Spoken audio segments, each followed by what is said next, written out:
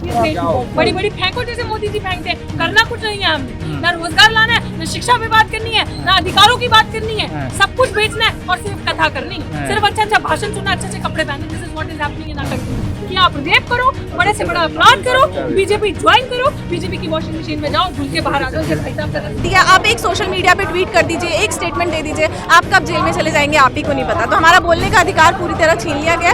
और सुरक्षा की, महिला सुरक्षा की जहाँ तक बात करें, यहाँ तो सारी महिलाएं आई हैं। ये हम सब क्यों आए हैं? हम लोग भी अपने काम सब छोड़ के आए हैं क्योंकि ये आगे एक इतिहास बनने वाला है कि महिलाओं को सड़कों पे अपनी सुरक्षा के लिए खुद उतरना पड़ेगा, खुद बात करनी पड़ेगी। हो गया नारी सशक्तिकरण। महिलाएं क्या मैसेज लेंगी? निर्भया कांड के बाद जो एक उम्मीद थी इस देश में, वो उम्मीद ये थी कि रेप कम होगा, रेप के आरोपियों को फांसी होगी। क्यों है आप, मेरे को तो ये लगने लगा है कि बीजेपी की सरकार ये कहती है कि आप शादी मत करो, आप रेप करो, हम आपके साथ हैं, हम आपको जेल से रिहा कर देंगे। अब की बारी जब आप वोट देने जाएं तो बिल्किस बानो को याद कीजिएगा, यही कहूंगी मैं। अब की बारी जब आप वोट देने जाएं तो आप दिल्ली कैंट की बच्ची को याद कीजिएगा, संगम बिहार की बच्ची को याद कीजिएगा, हाथरस की बच्ची को याद कीजिएगा। अब की बार जब आप वोट देने जाएंगे, हमारे देश में गाय ज्यादा सुरक्षित है बेटियों की तुलना। एक गाय को आप अभी लेके जाइए ऑटो में या ट्रक में भर के, देखिए सारे विश्व हिंदू परिषद वाले खड़े हो जाएंगे, अरे भैया हमारे देश की गाय हमारी माता है। बहनें या लड़कियां उनके लिए कुछ नहीं है। और मैं मान लूंगी आपकी बात को, मैं भी मोदी जी को मान लूंगी। कहिए उनको बिल्किस बानो के आरोपियों को फास्ट ट्रैक लॉ से वापस अंदर भेजे, मैं मान लूंगी। मोदी जी मुस्लिम महिला भी और दलित महिला भी थे। क्या कहेंगी बहन? मोदी जी ने तो ये भी कहा था 2 करोड़ रोजगार देंगे।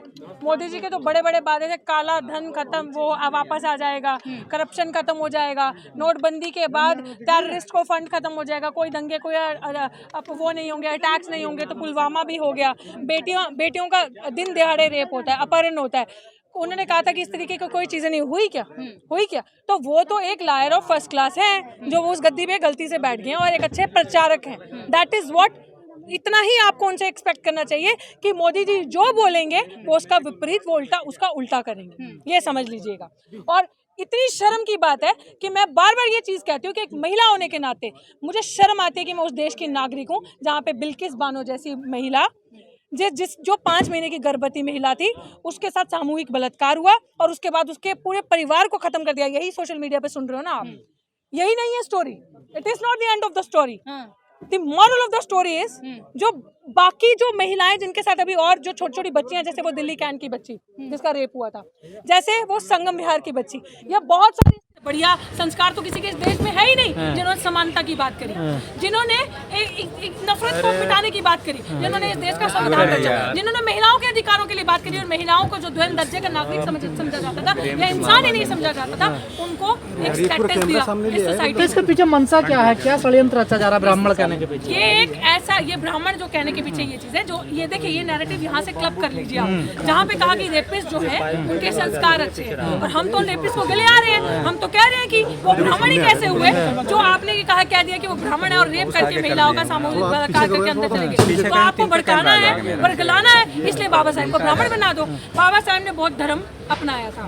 बाबा साहब एक बुद्धिस्ट थे और बाबा साहब संविधान निर्माता थे, फादर ऑफ इंडियन कॉन्स्टिट्यूशन थे। ये बाबा साहब का पूरा परिचय है, दैट इज इट। अच्छा, कथावाचक प्रधानमंत्री से बढ़िया कौन है? बागेश्वर धाम का नाम सुना होगा आपने? नहीं, मैंने कोई धाम का नाम नहीं सुना। कथावाचक बहुत चाहिए देश को। हाँ बिल्कुल बिल्कुल, कथावाचक ही तो रह जाएंगे और रहेगा कैसे इस देश में? बड़ी बड़ी फेंको जैसे मोदी जी फेंकते हैं, करना कुछ नहीं है हमने, ना रोजगार लाना है, ना शिक्षा पे बात करनी है, ना अधिकारों की बात करनी है, सब कुछ बेचना है और सिर्फ कथा करनी है, सिर्फ अच्छा अच्छा भाषण सुनना, अच्छे अच्छे कपड़े पहने। This is what is happening in our country कि आप रेप करो, बड़े से बड़ा अपराध करो, बीजेपी ज्वाइन करो, बीजेपी की वॉशिंग मशीन में जाओ, धुल के बाहर आ जाओ। ये भाई साहब का सफेद कुर्ता है, इस तरीके का आपका वो हो जाएगा। हिंदू राष्ट्र में महिलाओं की जगह नहीं है? बिल्कुल नहीं है। आपको लगता है हिंदू राष्ट्र में महिलाओं की जगह? अगर हिंदू राष्ट्र में महिलाओं की जगह है, और मैं मानने के लिए तैयार हूँ, कहिए अपने प्यारे प्रधानमंत्री से इमीडिएटली फास्ट ट्रैक लॉ से इन 11 आरोपियों को। जब इतना खतरा है महिलाओं पर, वो कहाँ है? प्रगतिशील महिलाएं कहाँ हैं आजकल? नजर यही तो सोचने की बात है कि वो कहाँ है प्रगतिशील महिलाएं? वो कहाँ है जो सिलेंडर के ऊपर चिल्लाती थी? क्योंकि आई थिंक वो एक आधी महिला तो अपनी बेटी का बार बचाने में बिजी है, उसमें से जो बार थे उनको बचाने में बिजी है। बाकी महिलाएं कन्वीनियंटली चुप हैं। बाकी महिलाएं भूल जाती हैं, जब दलित आदिवासी माइनॉरिटी की महिलाओं की बात आती है तो वो भूल जाती है महिलाएं। वो महिलाएं नहीं, वो पपेट है जो दूसरों को चूड़ियां पहनाती हैं और चूड़ियों को कमजोरी की निशानी बताती हैं। ये है कमजोरी की निशानी जो ये महिलाएं करती हैं, और ये सिर्फ सरकार में अपना घर चलाने के लिए बैठी हैं और कुछ करने के लिए नहीं। हो गया नारी सशक्तिकरण। महिलाएं क्या मैसेज लेंगी? निर्भया कांड के बाद जो एक उम्मीद थी इस देश में, वो उम्मीद ये थी कि रेप कम होगा, रेप के आरोपियों को फांसी होगी। उस सरकार ने ही निर्भया कांड के बाद ही हमने कानून नहीं बनाया, भाजपा की सरकार ने ही कहा था कि वो दोषी जिन्होंने रेप किया होगा उन्हें रिहाई नहीं मिलनी चाहिए। तो सरकार उठी, तो ये सरकार, मैंने एक ही चीज बोल दी, जो ये वादा सरकार करती है समझ लीजिए आपका गला उतना और आपकी जेब उतनी। अब की बारी जब आप वोट देने जाएं तो बिल्किस बानो को याद कीजिएगा, यही कहूंगी मैं। अब की बारी जब आप वोट देने जाएं तो आप दिल्ली कैंट के बच्चे को याद कीजिएगा, संगम विहार के बच्चे को याद कीजिएगा, हाथरस के बच्चे को याद कीजिएगा अब की बार जब आप वोट देने जाएंगे। और अब की बारी जब आप वोट देने जाएं तब आप ये भी याद रखिएगा कि आप जो अगर कमल का बटन दबा रहे हैं, अगर ईवीएम से वोट दे रहे हैं, कमल का बटन दबा रहे हैं, तो आप हिंदू राष्ट्र को वोट दे रहे हैं, आप हिंदुत्व को वोट दे रहे हैं, आप अपनी दलित आदिवासियों के बच्चियों का आगे जो और शोषण बढ़ना है, आगे और जलोर जैसी घटनाएं अगर आप चाहते हैं, आप चाहते हैं कि जो आप गिलास से पानी पी रहे हैं वो गिलास भी आपके मुंह तक ना पहुंचे, तो आप इस बारी वोट देने जाएं तो ये सब याद। मैडम जेएनयू को वैसे बोलते हैं कि जो सभी महिलाएं शूद्र हैं मनुस्मृति के अनुसार।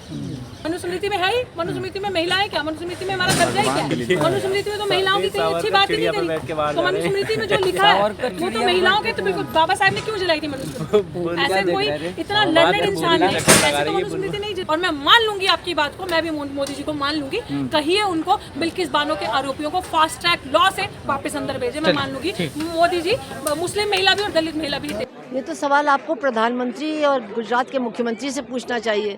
हमको तो जो कुछ कहना है वो तो हम लोग रोज़ सुबह से शाम तक कह ही रहे हैं कि इससे केवल बिल्किस बानो का ये मामला अब नहीं रहा, ये पूरे देश का मामला बन गया है कि कैसी सरकार है, कैसे लोगों का साथ दे रही है, कैसे लोगों का महिमा मंडन कर रही है। बड़े सवाल है हमारे लिए।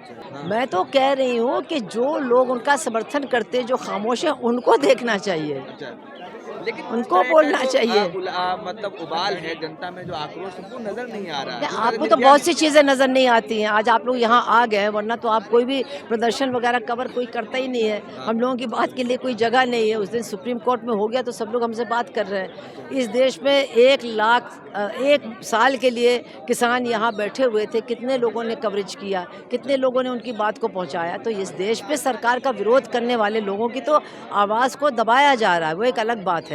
मैं नहीं मानती कि इसके खिलाफ जनता में उबाल नहीं है।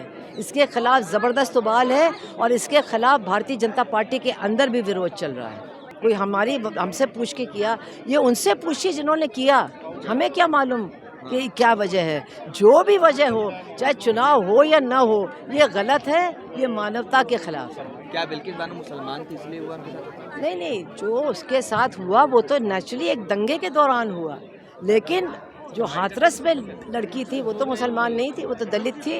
तो इस देश में अगर ये अब होगा जैसा कि ये लोग कह रहे हैं कि ब्राह्मण संस्कारी है या बहुसंख्यक है, तो क्या किसी के धर्म या किसी की जात के आधार पर उसके जुर्म की सज़ा दी जाएगी या कानून के आधार पर? ये बड़ा सवाल है और हर नागरिक को इस सवाल पर विचार करना चाहिए।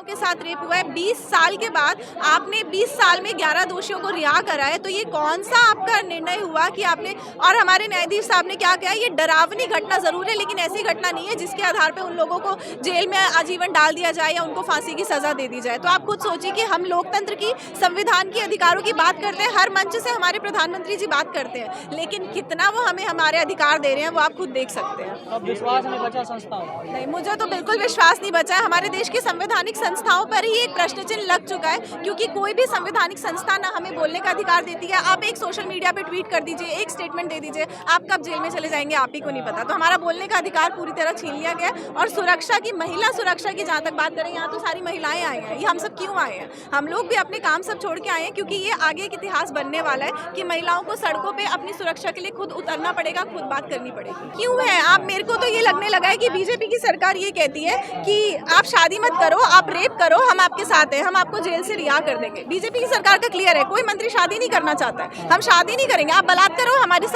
सरकार है, हम आपको रिहा कर देंगे। बीजेपी की सरकार। और महिलाएं क्या कर रही है? महिलाएं उन पुरुषों को साथ दे रही है, क्योंकि सम्मान की बात करते हैं ना। आपने खुद देखा 15 अगस्त को तो उन्होंने मंच से कितने ज्यादा सम्मान की बात करी थी। तो तो क्यों उनको, अब गुजरात में इलेक्शंस है, सारा का सारा खेला चल रहा है वोट बैंक का, गुजरात के इलेक्शंस का। गुजरात के इलेक्शंस की वजह से दिल्ली सरकार ने भी इस मुद्दे पर चुप्पी साधी है, वरना अब तक अरविंद केजरीवाल जी, मनीष सिसोदिया जी सब सड़कों पे लेट जाते हैं कि हमें न्याय चाहिए, हमें न्याय चाहिए। अभी आम आदमी पार्टी का धरना चल रहा है मनीष सिसोदिया को लेके कि आपने ईडी का क्यों उनके ऊपर छापा पड़वाया, क्यों धरना दिया इस मुद्दे पर। लेकिन ना दिल्ली सरकार कुछ बोल रही है, ना केंद्र सरकार, और कोई भी महिला मंत्री स्मृति ईरानी जी को, जब हमने माननीय द्रौपदी मुर्मू जी के अगेंस्ट श्रीमती शब्द का कांग्रेस के नेता ने प्रयोग कर दिया था, वो स्मृति ईरानी जी कहा जा रहा कानून के तहत छोड़ा गया, कोई कानून नहीं है। आप किसी भी कानून की किताब को उठा के देख लीजिए, थोड़ी बहुत मैं भी पढ़ी लिखी हूँ। कमेटी ने देखे नहीं, कोई कमेटी नहीं है, ये सब सरकार के हाथ का खेला ही लग रहा है कि गुजरात के इलेक्शंस की वजह से ही किया गया है। किसी भी कानून की किताब में ये नहीं लिखा है कि अगर आप मर्डर करते हैं तो आपको बीच में रिहा कर दिया जाएगा या आपके अच्छे व्यवहार की वजह से आपकी सजा को माफ कर दिया जाएगा। संस्कारी ब्राह्मण थे ना, आप संस्कारी ब्राह्मणों की बात करें, वही संस्कारी ब्राह्मण अभी नवरात्रों में उन लड़कियों के पैर छुएंगे, देवी पूजन करेंगे, तो उन संस्कारी ब्राह्मणों को आप खुद सोच सकते हैं कि वो संस्कारी ब्राह्मण कहाँ से। आप अपने बच्चों, स्मृति ईरानी जी सिर्फ हिंदू महिलाओं की बात करती हैं और बीजेपी की महिलाओं के पक्ष में बात करती हैं। स्मृति ईरानी जी कभी भी आम महिलाओं के मुद्दे की बात नहीं करती, ना वो कभी सिलेंडर पे बोलेंगी, ना वो अब कभी महंगाई पे बोलेंगी, ना वो अब कभी महिला सुरक्षा। क्यों? क्योंकि वो खुद महिला विकास मंत्रालय को संभाल रही थी। मुस्लिम महिलाओं की इतना चिंता करते हैं, फिक्र करते हैं कि 3 वो तो कानून लाया। हाँ, वो तो मैं कहने वाली थी कि 3 तलाक को उन्होंने माफ कर दिया। उसके बाद उन्होंने कहा अब आप जाओ रेप करो, क्योंकि अब आपको आजादी दे दी जाएगी कि आपको जेल से रिहा कर दिया जाएगा। क्योंकि मुस्लिम महिलाओं से राखी बंधवाते, तो आप देखिए ऐसे भाई अगर हमारे देश में होने लगे कि जो अपनी बहनों को बीच में ही छोड़ देंगे कि अब तुम्हारी सुरक्षा मेरी जिम्मेदारी नहीं है, तो ये रक्षाबंधन के नाम पे ही एक प्रश्न चिन्ह लग जाएगा कि लड़कियां राखी बांधना अपने भाइयों को बंद कर देगी। और ऐसे पर्व भी बंद हो जाने चाहिए कि जब देश के लड़के, देश के भाई अपनी बहनों की रक्षा के लिए इस मुद्दे को उठाने के लिए ना आए। अब क्या चाहते हैं आप लोग?